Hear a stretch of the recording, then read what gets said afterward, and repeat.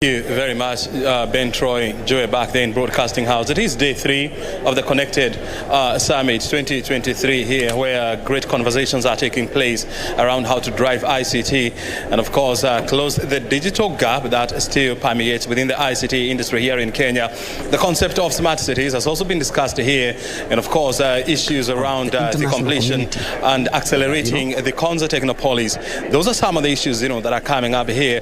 And, of course, today we're also expecting to hear from the ICT companies on the proposal by the government to abolish the digital tax, which came into force in 2021. That is also a big event that we are tracking right here. But of course, for now, we just want to focus on the digital or ICT infrastructure. And remember, back in 2018, the Kenya Pipeline Company started working on a fiber optic cable from Mombasa all the way to Western Kenya. It was finally launched last year, and now we just want to track the performance of this fiber optic cable. Joining me on the set is Zilpher Abongo. She is the head or the general manager in charge of strategy and compliance at Kenya Pipeline. Thank you very much indeed, Zilpher, for joining us.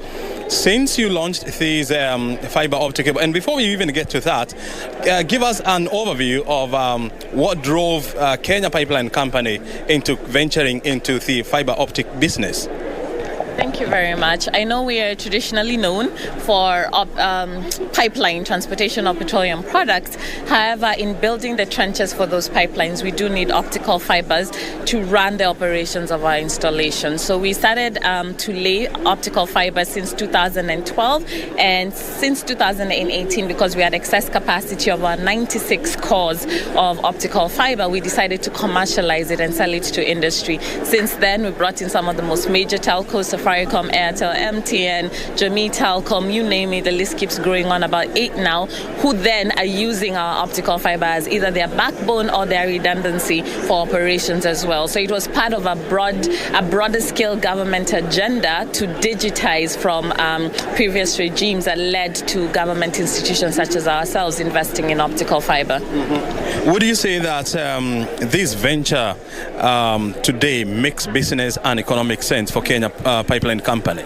Absolutely. In fact, all our strategy going forward since then has been that for any new pipeline that we lay, we will lay optical fiber along with it, not only for our own data communication needs, but as well as for the country. And now with the 100,000 kilometers of digital superhighway that's expected and that has been inaugurated and talked about by even the Chief Cabinet Secretary, Prime Minister of the government, essentially what we're doing is synergizing alongside the private sector, the ICT authority, and the government's NOFB to bring on board capacity across the country. So as you rightly mentioned, from Mombasa into Nairobi and then diverging from Nairobi into Eldoret and Kisumu, we do have lines running. So we are then connecting with other government institutions to create exchanges for data communication, and we plan to extend into Busia and eventually, hopefully, do some sort of East African gateways into countries beyond ourselves. But we don't need to do that on our own.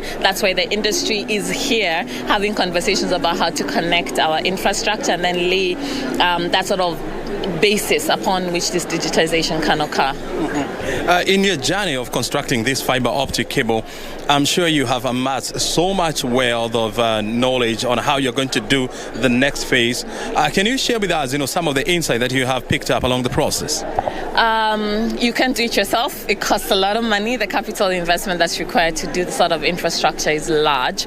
And it's also very important to listen to where the gaps are, because we do not intend to replicate where companies already exist. And also, technology is everything. It's pretty much the driver to everything. So even in our company, most of our systems are being automated. We run on our own optical fiber. So investing in it has enabled the company, shed off manual operations, reduce its costs, and therefore also further our agenda beyond the day-to-day. So what we would say in terms of the ICT space is there's a lot of players, there's a lot to do, and therefore collaboration really is the key. And where your money doesn't need, that dollar of yours doesn't need to be invested, find a person who has already done what you're thinking of doing, and then see where it is that you can create that synergy, as I've said, because ultimately there's really so much more that needs to be done, from data centers to connections into the northern frontier. There's still the LAPSET corridor we're working on. So that's where we need to be thinking as an industry. And I love the fact that everybody that's in the sector is here, so that we see not just from big infra like ourselves, but in terms of software, in terms of the last mile, everybody's in the conversation. And that's what we're aiming at doing, is creating a structured framework.